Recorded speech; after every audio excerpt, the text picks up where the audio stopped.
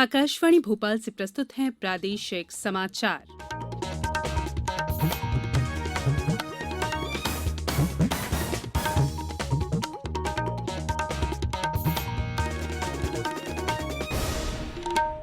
नमस्कार, समाचारों के साथ मैं संयुक्ता बैनर्जी।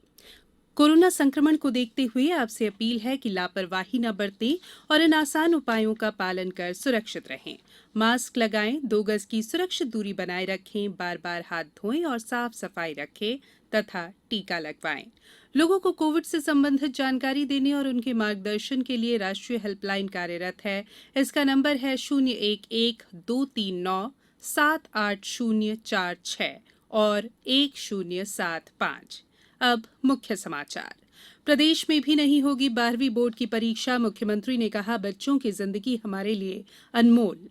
अनीमिया मुक्त भारत अभियान में राज्य को मिला पहला स्थान। कोरोना संक्रमण के मामले हुए 1000 से भी कम। रिकवरी रेट बढ़कर 96% से ज्यादा हुआ।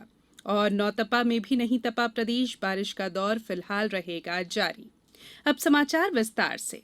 प्रदेश में इस साल 12वीं बोर्ड की परीक्षा नहीं होगी। बेहतर परिणाम के लिए या परिणाम में सुधार के लिए जो विद्यार्थी परीक्षा देना चाहेंगे, उनके लिए विकल्प खुला रहेगा। कोरोना संकट की समाप्ति के बाद इच्छुक विद्यार्थी 12वीं की परीक्षा दे सकेंगे। 12वीं बोर्ड के परिणाम किस प्रकार आएंगे, ये तय करने के लिए मंत्रियों के समूह का गठन किया गया है, जो विशेषज्ञों से चर्चा करने के बाद आंतरिक मूल्यांकन और अन्य आधारों पर रिजल्ट की प्रक्रिया तय करेगा। मुख्यमंत्री शिवराज सिंह चौहान ने कहा है कि बच्चों की जिंदगी हमारे लिए अनमोल है।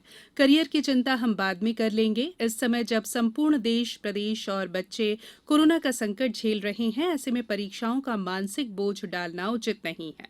वहीं स्कूल शिक्षा राज्य मंत्री इंदर सिंह परमार ने कहा है कि कोरोना की तीसरी लहर का प्रभाव विद्यार्थियों और 18 साल से कम उम्र के बच्चों पर पड़ने की अधिक संभावना है। इसलिए ये निर्णय महत्वपूर्ण है। उन्होंने कहा कि प्रदेश के किसी भी विद्यार्थी को घबराने की जरूरत नहीं है। 12वीं कक्षा का रिजल्ट वैज्ञानिक पद्धति के द्वारा तैयार किया जाएगा। इसके बाद भी यदि कोई विद्यार्थी संतुष्ट नहीं है तो उसके लिए परीक्षा का विकल्प भी रखा जाएगा। अनीमिया मुक्त भारत अभियान में प्रदेश ने उत्कृष्ट प्रदर्शन करते हुए देश में पहला स्थान प्राप्त किया है। अनीमिया मुक्त भारत के वर्ष 2020-21 के इंडेक्स में मध्य प्रदेश प्रथम स्थान पर रहा। वर्ष 2019-20 में भी मध्य प्रदेश प्रथम स्थान पर था। मुख्यमंत्री शिवराज सिंह चौहान ने अनीमिया मुक्त भारत अभियान में प्रदेश को प्रथम स्थान मिलने पर संबंधित विभाग के अधिकारी कर्मचारियों को बधाई और शुभकामनाएं दी हैं। इस साल अनीमिया मुक्त भारत स्कोर कार्ड में मध्य प्रदेश को मिली प्रथम रैंक में 64.1% वैल्यू आंकी गई है, जो पूरे देश में सर्वाधिक है। मुख्यमंत्री शिवराज सिंह चौहान आज दोपहर 3 बजे प्रदेश के कोरोना वॉलंटियर्स के साथ वर्चुअली संवाद करेंगे।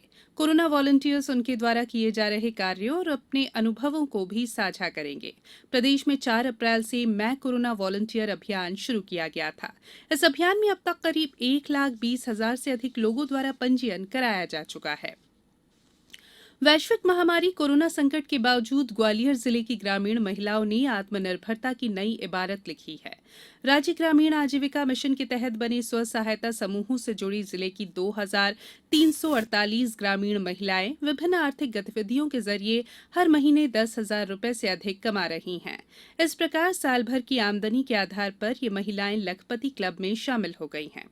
महिलाएं गारमेंट सेक्टर, मास्क, सैनिटाइजर और पीपीई किट निर्माण, सैनिटरी नैपकिन यूनिट, डेयरी, मछली पालन और बकरी पालन जैसी आर्थिक गतिविधियां सफलतापूर्वक चलाकर आत्मनिर्भर बन गई हैं। कोविड-19 से बचाव और सुरक्षित रहने के 3 उपाय। मास्क लगाएं, 2 गज दूरी है जरूरी, सुरक्षित दूरी रखें, हाथ और मुंह साफ रखें। ब्रेक के बाद बुलेटिन में एक बार फिर आप सभी का स्वागत है। प्रदेश का संक्रमण दर लगातार घटता हुआ 1.24% रह गया है।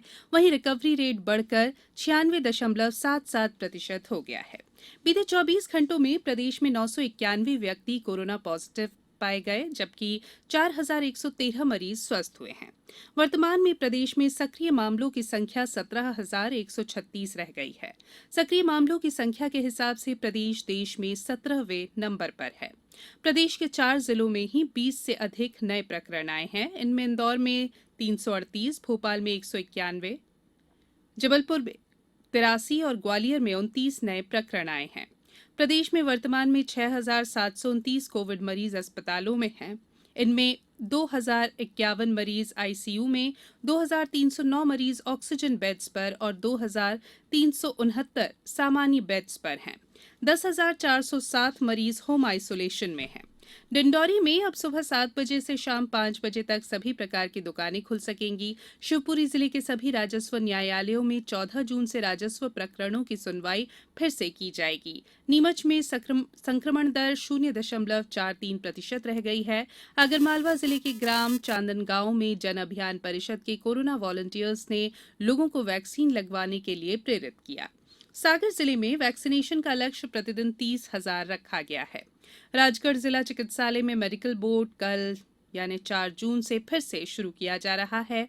मंदसौर जिले में प्रोजेक्ट मिशन मुक्ति के साथ जिला न्यायाधीश ने विजय कुमार पांडे, जो कि जिला न्यायाधीश हैं, उन्होंने बांछड़ा समुदाय के परिवारों को 2 महीने का राशन और दवाइयां दी।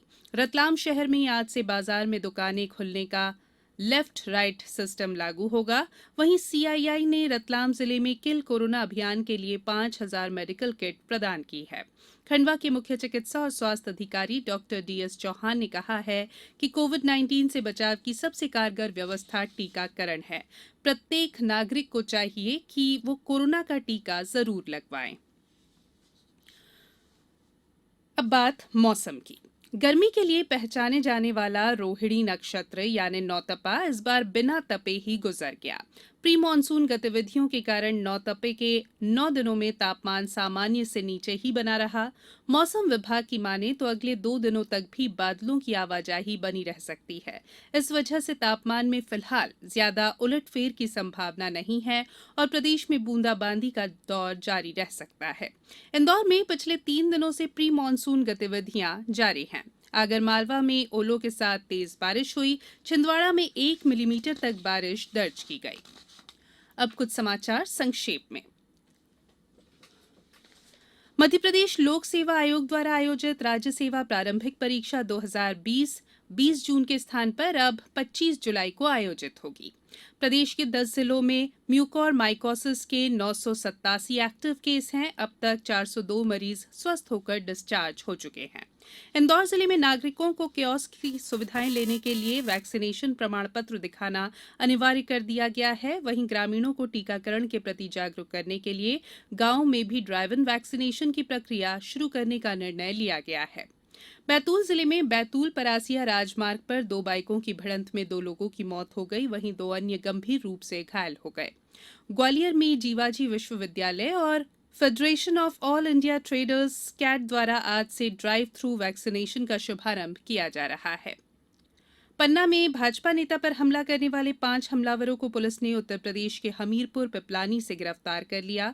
सतना जिले में कृषि विभाग ने किसानों को सलाह दी है कि 4 इंच वर्षा होने पर ही सोयाबीन की बुआई का कार्य शुरू करें। माखनलाल चतुर्वेदी राष्ट्रीय पत्रकारिता एवं संचार विश्वविद्यालय में कोविड-19 और होम्योपैथी विषय पर जिज्ञासा समाधान सत्र का आयोजन किया गया। उज्जैन को वर्षा ऋतु और मानसून के दौरान जल आपदा के समय लोगों को सुरक्षित बचाने के लिए 2 नए रेस्क्यू बोट मिली है। अंत में बुलेटिन के मुख्य समाचार एक बार फिर। प्रदेश में भी नहीं होगी 12वीं कक्षा की बोर्ड परीक्षा। मुख्यमंत्री ने कहा, बच्चों की जिंदगी हमारे लिए अनमोल। अनीमिया मुक्त भारत अभियान में राज्य को मिला पहला स्थान। कोरोना संक्रमण के मामले हुए 1,000 से भी कम। रिकवरी रेट बढ़कर 96% से ज्यादा हुआ। और नौतपा में भी नहीं तपा प्रदेश। बारिश का दौर फिलहाल रहेगा जारी। बुलेटिन में फिलहाल इतना ही। अंत में एक अपील, मास्क और 2 गज की दूरी, हाथ धोना भी है जरूरी। नमस्कार।